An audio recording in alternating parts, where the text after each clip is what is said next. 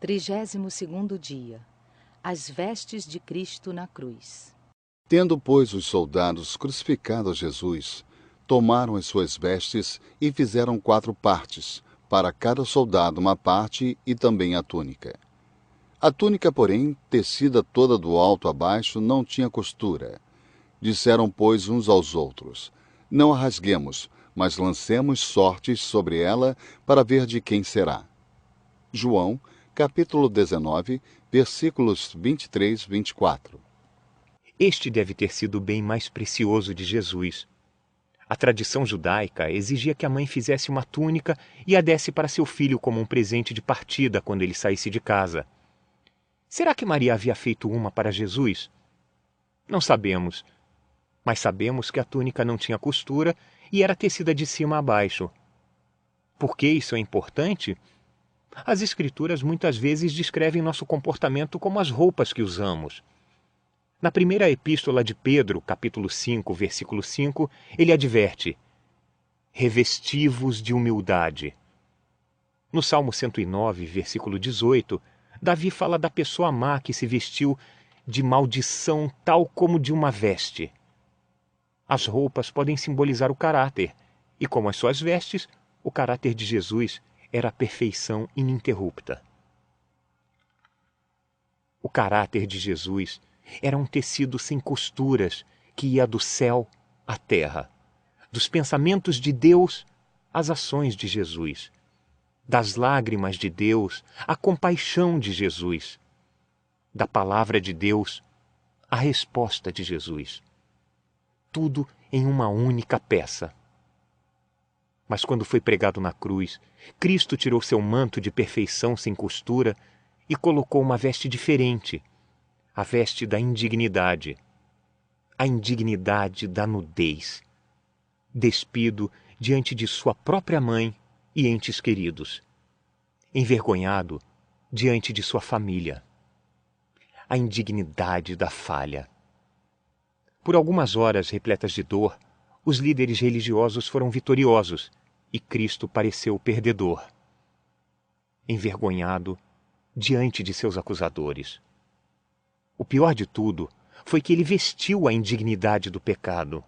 O próprio Cristo levou os nossos pecados no seu corpo sobre a cruz. Primeira Epístola de Pedro, capítulo 2, versículo 24. As vestes de Cristo na cruz? Pecados, os seus e os meus. Os pecados de toda a humanidade. 33º dia. 2 ladrões, 2 escolhas.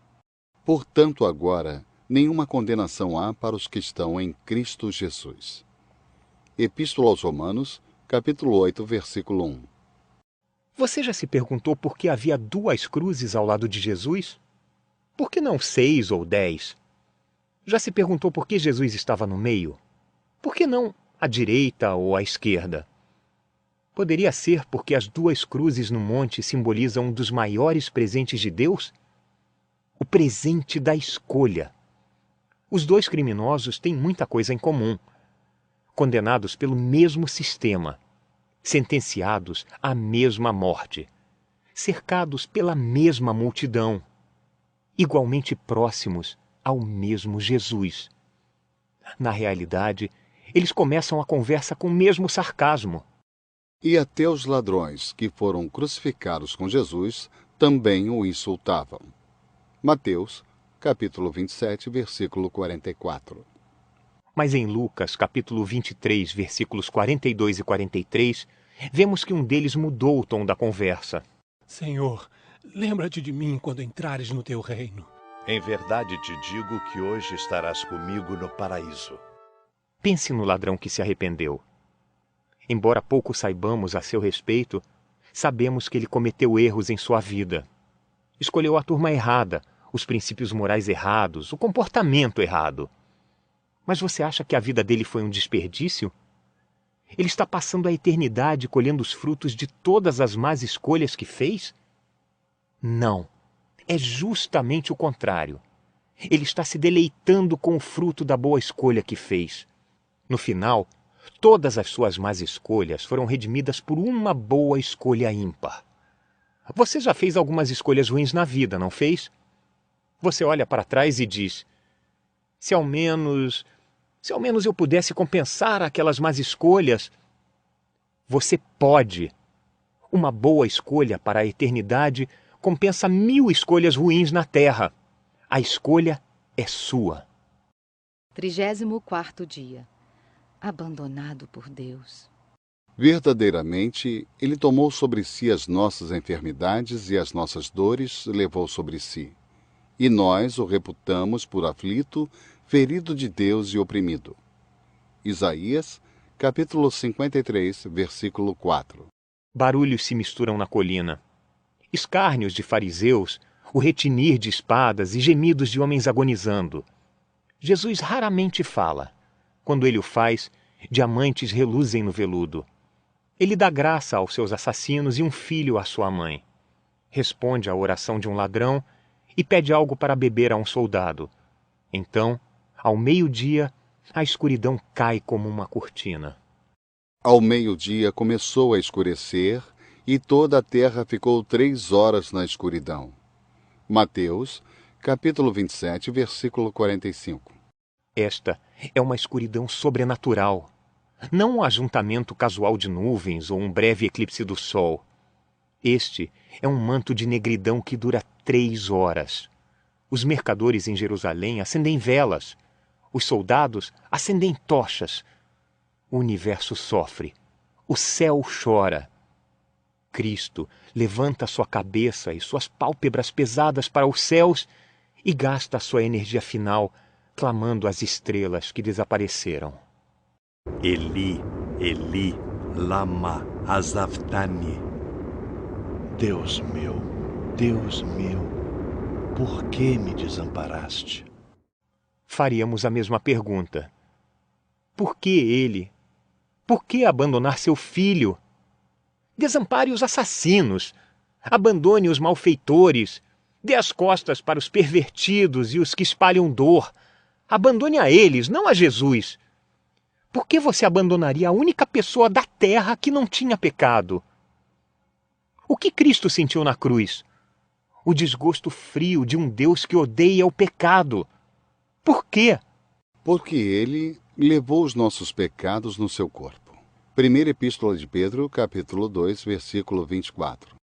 Com as mãos abertas, pregadas na cruz, ele pediu a Deus. Trate-me como você iria tratá-los. E Deus o faz. Em um ato que partiu o coração do Pai, mas honrou a santidade do céu, o juízo para a expiação de pecados veio sobre o Filho de todos os tempos, que não tinha pecado. E o céu deu à terra seu melhor presente, o Cordeiro de Deus que tirou o pecado do mundo. Deus meu, por que me desamparaste? Por que Cristo gritou estas palavras? Para que você nunca tivesse de fazê-lo. 35º dia. Está consumado. Olhando para Jesus, autor e consumador da fé. Epístola aos Hebreus, capítulo 12, versículo 2. O semblante de Jesus acalmou e a luz da tarde cessou quando ele falou pela última vez. Está consumado. Pai, nas tuas mãos entrego meu espírito. Quando Jesus deu seu último suspiro, a terra se moveu repentinamente. Uma pedra rolou e um soldado tropeçou. Então, subitamente, como fora quebrado, o silêncio voltou. E agora está tudo quieto. Os escárnios cessaram. Não há ninguém a quem escarnecer. Os soldados estão ocupados retirando os mortos. 2 homens chegaram. Bem vestidos e com boas intenções, eles recebem o corpo de Jesus. E nos restam as relíquias da morte de Jesus. 3 cravos em uma caixa. 3 sombras em forma de cruz. Uma coroa trançada de espinhos com marcas de sangue. Absurdo, não é? Pensar que este sangue não é de um homem, mas o sangue de Deus. Loucura, não é? Pensar que estes cravos prenderam seus pecados em uma cruz. Absurdo, você concorda? Um patife fez uma oração E ela foi respondida? Ou mais absurdo foi o outro patife não ter feito oração alguma? Absurdos e ironias, o Monte do Calvário nada mais é do que as duas coisas. Teríamos escrito o roteiro deste momento de outra forma. Pergunte-nos como um Deus deveria redimir seu mundo e mostraremos. Cavalos brancos, espadas flamejantes, o mal derrotado, Deus em seu trono. Mas Deus em uma cruz. Deus em uma cruz com os lábios rachados, os olhos inchados e o rosto coberto de sangue. Cuspiram em seu rosto? Enfiaram uma lança em seu lado? Lançaram sorte aos seus pés? Não teríamos escrito o drama da redenção desta forma. Contudo, mais uma vez não fomos consultados. Estes personagens e cenários foram escolhidos pelo céu e ordenados por Deus. Não nos pediram para designar a hora, mas fomos solicitados a responder a isso.